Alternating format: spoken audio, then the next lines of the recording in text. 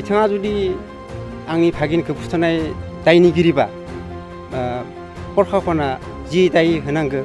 प्रशासना बिखौ दाय होगोन आरो जोंबो माने गोजोननाय मोनगोन बिनि फारसे आरो आंनि भागिनाबो बि जुदि दायनिगिरि नंथारगौबा आंनि भागिनाबो आत्माया खान्थि मोनगोन आरो आंनि आबौआबो दिनै बिनि दाहायावनो थैना थांबाय नालाय बि भागिना आंनि आबौआबो माने आत्माया सान्ति मोनगोन आरो जाब्रांफारानि जाथाय जानाय घटनायानो जाबाय आंनि आबौ मन्जु बसुमतारी आरो बिनि आगोलावनो 3 माससो सिगाङाव आंनि भागिना सुइसाइड जानानै गुवाहाटीयाव थैनाय जादों। गुवाहाटीयाव थैनाय कारना ओरैबायदि माने कटन कलेजाव फरायोमोन कटन कलेजाव फरायनानै बेलेग मोनसे माने शिक्षा लाबाय थानाय समावनो बिनि रुमावनो गावनो फासि लाना थैयो। फासि लानायनि कारनानो जाबाय कारनावनो जेनेबा आंनि आबौआ बिभिन्न धरনের माने मेन्टेलिटि माने टेनसनाव आरो बिनि आगोलावनो आरो गुमैया 2 बोसोरसो सिगाङाव थैबाय थैनायनि माने दाहायावनो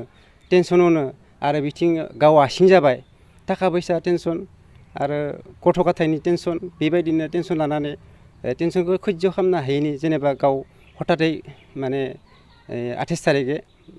माने मेडिकेलाव भर्ति खालामदोंमोन 27 थारिखे खालामदोंमोन 27 थारिखे खालामनानै 28 थारिखे फुङाव रुंसारि जानायसै बायद'आ बुंनो खोना आंनि बेखिनियानो आरो सात्रिनि बसुमतारीनि जालांनाय जाथाय बेनि सायाव सोरबा सासे सुबुंखौ हमनाय जादों बेयाव मा बुङो बिथाङा जुदि आंनि भागिनखौ फुथारनाय दायनिगिरिबा प्रशासना जि दाय होनांगौ प्रशासना बिखौ दाय होगोन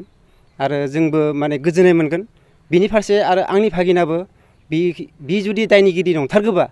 आंनि भागिनाबो आत्माया खान्थि मोनगोन आरो आंनि आबौआबो दिनै बिनि दाहायावनो थैना थांबाय नालाय बि भागिना आंनि आबौआबो माने आत्माया सान्ति मोनगोन आरो बिसोरनि न'खराव माने आंनि गुमैनि गुमै गिदिर दोङो आरो गुमैनि उन्दै सासे गुमै दोङो बिथाङाबो माने बाहेरायाव थायो क'क्राझाराव थायो ओमफ्राय आंनि भागिन सासे दोङो दा बे बाहेरायाव फरायबाय थादों माने हथादै माबाया जानायखाय बायद'आ डेट जानायखाय लाबोनो हायाखै बेखौ जोङो माने लाना फैगोन बेखौ जों सिन्थाधारा खालामबाय थादों दिनै इमान हाजार लाख सुबुं थासेयाव बिथांखौ प्रशासना मानो हमखो हयथ' माबा मोनसे दागो नुदों खोमा बेखायनो आङो दाय दोङो दाय गैया बुजिनो रोङा बेखौ पुलिस बिफाना बुजिगोन बा प्रशासना बुजिगोन आरो बै थैनायनि समावनो बिनि लेपटप मबाइलफोरखौ पुलिसा लादों आरो बे दिननिफ्रायनो चेकिं खालामबाय थादों होननानै आं मोजांखे मिथिगौ आरो जोंनो गिरास्तिनो हराखै आरो बेबायदि दौलें लगायनानै थैनाय केसखौ गिरास्तिया निजे गाव हारसिंबो बोख्लायनो हाथारा आरो हराबो बेखौ गावसोरनो पुलिसा मेजिस्ट्रेट लानानै पुलिसा बोख्लायनानै पस्टमर्टेम खालामनानै डेड बडिखौसो जोंनो हरदो बाखि इनभेस्टिगेसनखौ पुलिसा खालामबाय थादोंमोन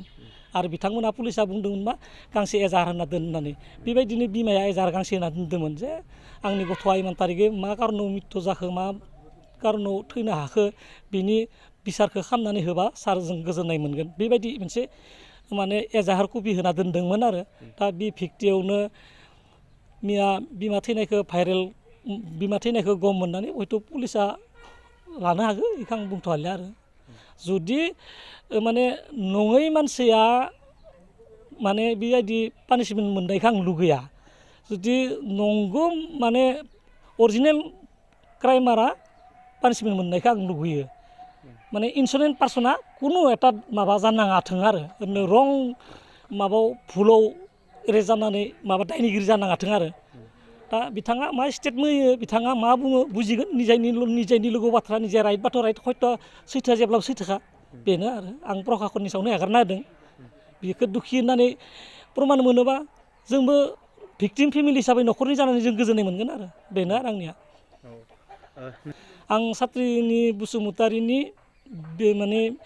बिमानि बिनानावखौ आं हाबा खालामदो आंनि माने गोदोरफोर बायद' जायो ओमफ्राय सात्रिनि आंनि फिसाजो बादै आरो जेनेबा बिदि